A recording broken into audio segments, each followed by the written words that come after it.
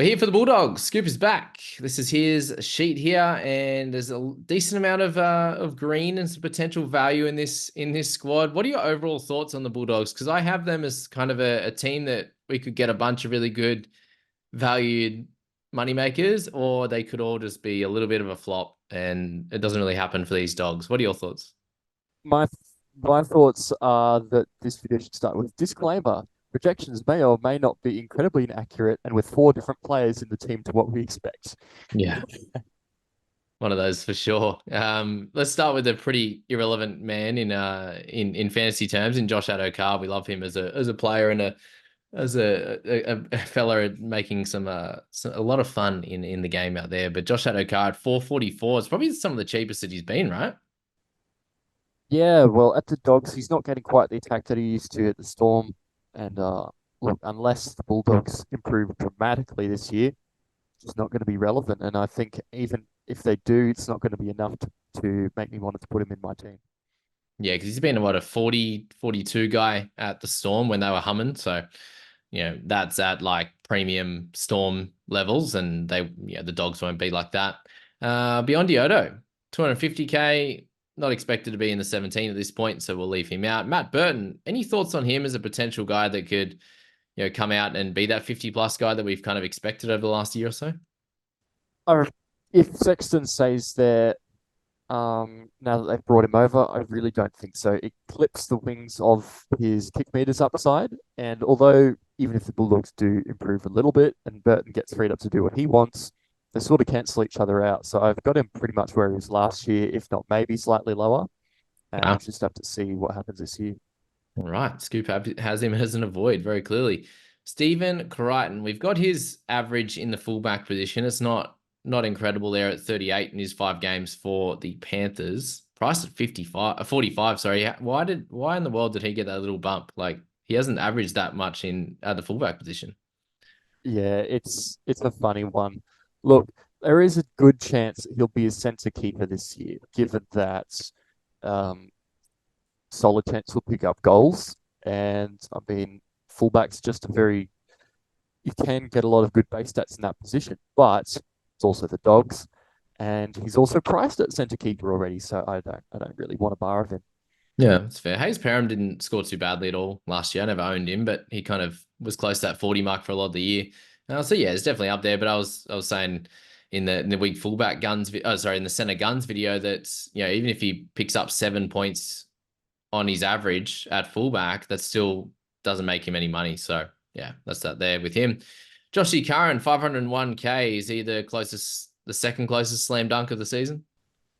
He's pretty darn good. I think that we won't expect him to play 80 like he was at the Warriors, at both second row and lock in good minutes. He's been a very good scorer, even been pushing high 50s, 60. We don't even need him to do anywhere near that. If he gets something like 55 minutes, that's still easily enough to make a lot of money. So just chuck him in your team, dual position, about 500K. Good times.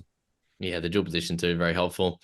For Talon Mariner, his days are gone, right, as a potential option for our sides. Yeah, he feels like somebody the last couple of years has been like, oh, if we could just get Tyler Mariner for 80 minutes on an edge, it'd be really great. Then we got Preston, then we got Kickout, and then he almost left the club, and then they kind of said, oh, no, it's all right. So no, just Yeah, run away. Not for me. all over the shop. Sammy Hughes, we've heard everything from Gus. The big difference this year is that Preston was, an edge, a big minute edge. We've got Sam Hughes, unlikely to play huge minutes. He may get opportunities at some point, but you've got him there as a risky couch/trap. What are your thoughts around him? Yeah, I mean, you've got to have a couple of 250K guys on your bench somewhere. He's one of the better ones. Yeah, I don't think he's going to set the world on fire. They already had Max King do that a couple of years ago, absolutely tear up from the bench and then move to the starting role. I think they've got the forwards that are expected to start are big name enough that I don't think he'll push them out. And even if he does well, I can't really see him getting more than about 30 minutes. 30 minutes would be enough to make money. Yeah. Yeah, the downside is that he might not get much and might just trundle along and sit at like 300K or something for 5 or 6 weeks.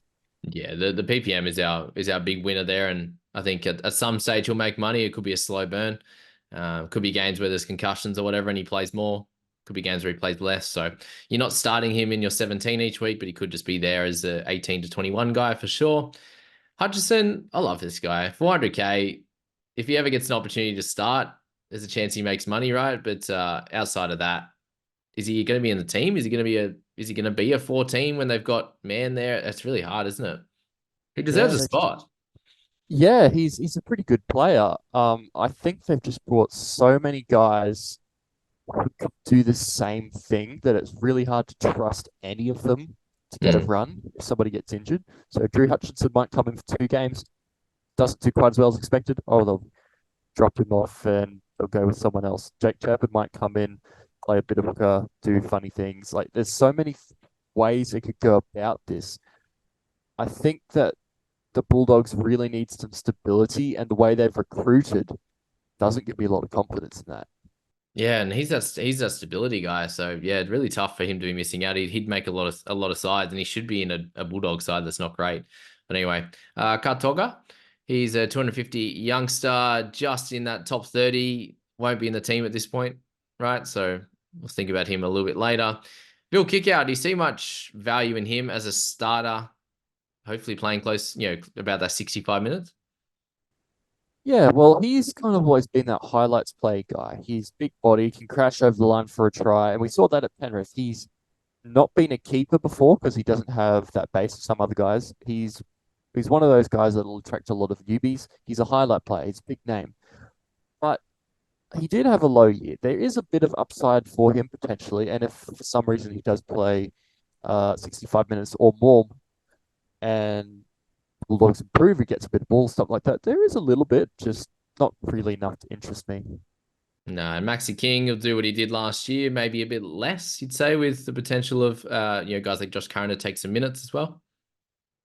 Yeah, I think so. I think he had that I think he had like a tendon in his foot or a ligament that was rusted for half the year, but it didn't require surgery. So I Mm. mean, who knows? Maybe he goes back to that a little bit more of that PPM beast we saw when he first started. But yeah, just too expensive to really give him any serious thought. Yeah, a guy I'm actually fairly interested in. I think we're in a similar boat here as Jacob Carradz if he gets the center role. What are your thoughts on him?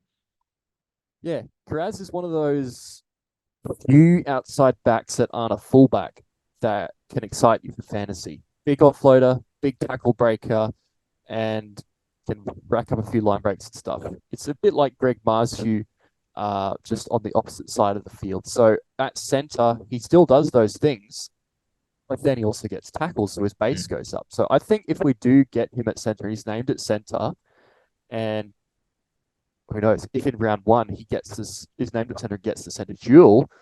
I think that's going to be very hard to pass up, even at his price. He could be someone that you lock in very early to be one of those guys you just hold on to for a long time. Yeah, especially when you love your pods, mate. I'd say he'd be about a 5%er likely if he get the duel there and starts at center, which would be fun. Liam Knight, 385. What are your thoughts around him? I'm just not sure at the moment. I have 4 guys between 300 and 400k that are all basically exactly the same.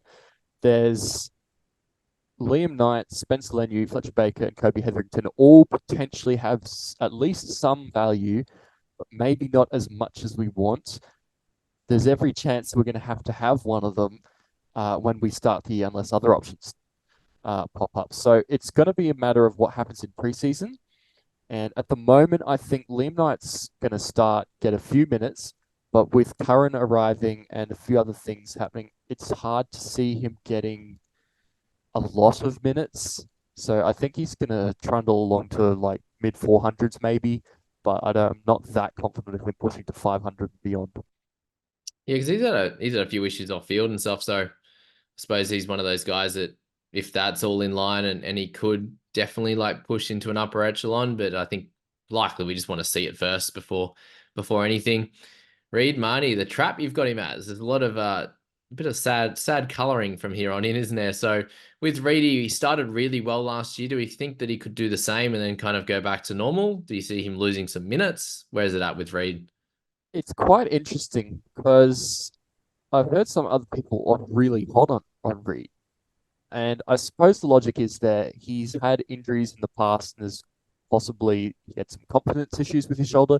He had the most missed tackles in the comp last year by a pretty long way. And I mean, it can't get worse, right? So the theory is if he improves a bit, makes a few of those into tackles, and maybe does a few more attacking plays, maybe he will make a little bit of money. But I just can't see him being the type of player at his size and given what he did last year that plays 80 minutes anymore consistently. I think them buying Kurt Mann could be indicative of Kurt Mann splitting a bit of hooker and a bit of middle, and maybe Reed drops down to 65-minute hooker as well, give him a bit more freshness, missing less tackles. Yeah, my theory on Kurt Mann is he's just going to come in and he's going to kind of ruin a few fantasy options Yeah. value.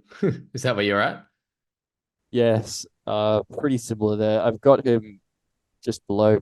He's back to the bench, but he'll still do a similar role. He'll play somewhere around the vicinity of 40-ish minutes, maybe a little bit more, and just do a bit of everything, clipping the wings of a few people and doing kind of what he did last year. So not much value in him either. Yeah. Zach Montgomery, again, one of those guys near the top edge of the top 30. Carlo Luapu coming off a neck injury that a few people, thankfully, in Chans and these kind of guys have come back from, but we won't see him for a while. He was interesting. They played him at 6, they played him at 13. Chris Patolo there at 282, probably down the pecking order a little bit now after they had some big raps on him.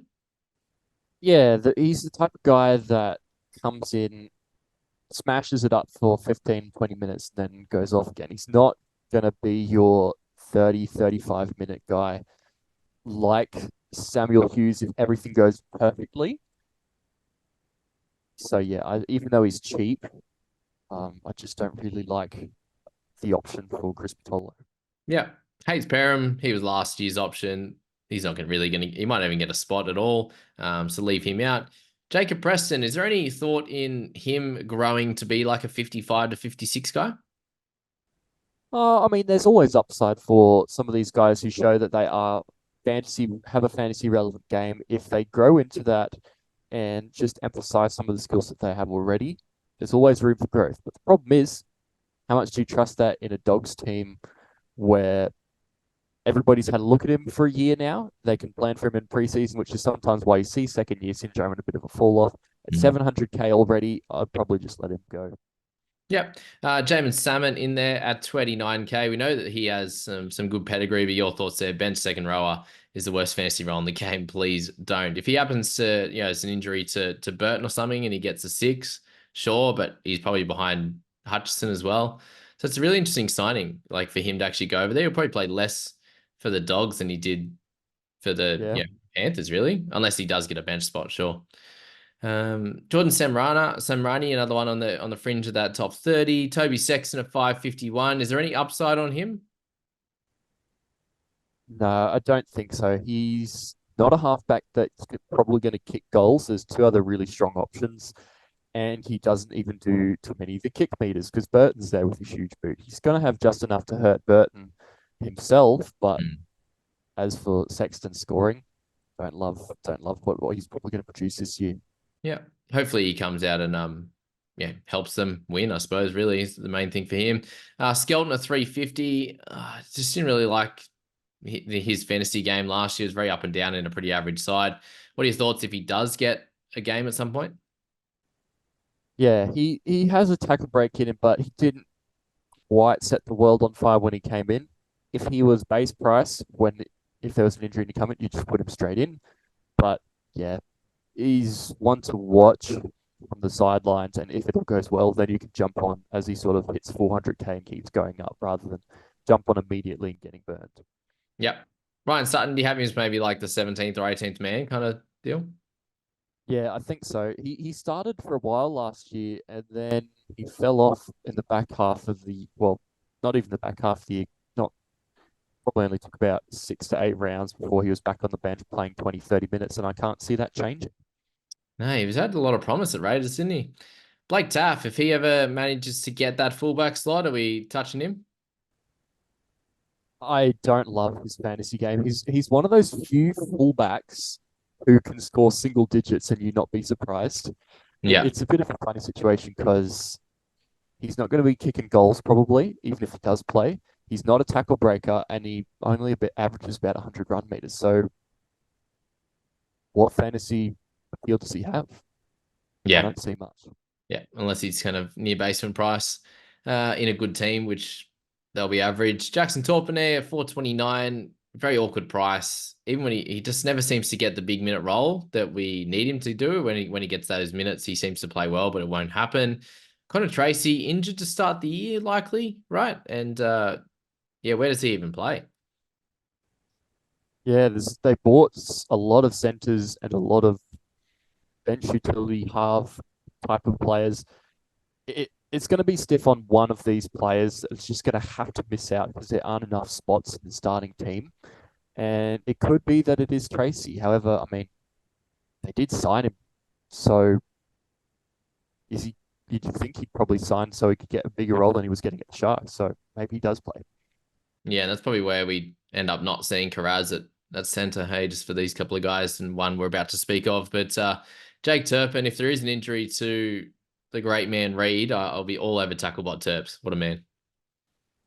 Yeah, great mid-season last year. Him and Jake Simpkin were the two Jakes were It's really all right. good mid-season as hooker cash cows. But yeah, priced at 30, not until he started. Yep. Blake Wilson, he had a bunch of really good games as well. Made a bit of cash for people at 458 now, a bit too much. Yeah, he's done the a trap that a lot of people fall into is going, oh, this person was really good last year and must be really good this year. That's only true for some types of players that are like in that keeper role or that are going to improve again. But like the reason why they were good the year before is because they were cheap. So Wilson, not super interested. Yep. Bronson Cherry is just under Wilson's price at 450. I think it's a little bit steep, in my opinion. What are your thoughts on Bronson there after not playing for a few years? I just don't know. I think he's Mm. the hardest to pin down in almost the entire comp because he's got a lot of size on him now. He's a bit older, but if he still has the speed, he could be good. But it's also a poor Dogs team compared to the team he was previously, and he hasn't played NRL for 4 years, so he could get touched up. It could be anything. He could lose money. He could make a bomb load. I just don't want to borrow it until I see it. 4 years is crazy. But yeah, let's have a look at the trials and see what happens. So moving to the Bulldogs pack predictor there, we have Max King somewhere around that 50 minutes, which seems completely fair to me. 65 for Reedy is probably the best idea for the club. Whether they do it or not in some games could be, another thing. So there might be games where he does play the 80 and Man's minutes kind of, he ends up taking some minutes from a couple of those props as well. Kick out 65 looks fair. Preston, the only 80-minute guy. And then mixing between that sort of RFM, does he end up with that 35 minutes? Yeah, does he take that second row? He probably has to take that second row 15 minutes, right? Yeah, the only other option would probably be they chuck Salmon on the bench. I mean, what are you chucking the guy on the bench for to play 15 minutes in second row? Yeah, or Why would Curran why would you do that? moves over or something. Yeah, it's just there doesn't seem to be a lot of scope for some of these guys to play big minutes because there's so many guys that can do other things. So they kind of all cancel each other out. Hmm.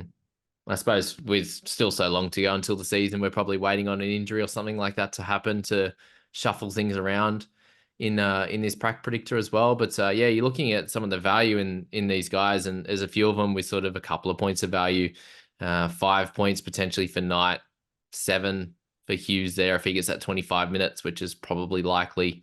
And then Curran's the only real knockout blow there. So there's probably less interest in a few of these guys. You've got the Bronson Sherry, as you said, there's kind of a wait and see.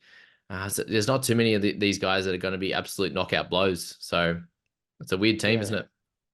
even Kuraz, who I'm excited if he does get center, as you said, if Tracy comes back, does he just go out again? Yeah, probably. So who knows?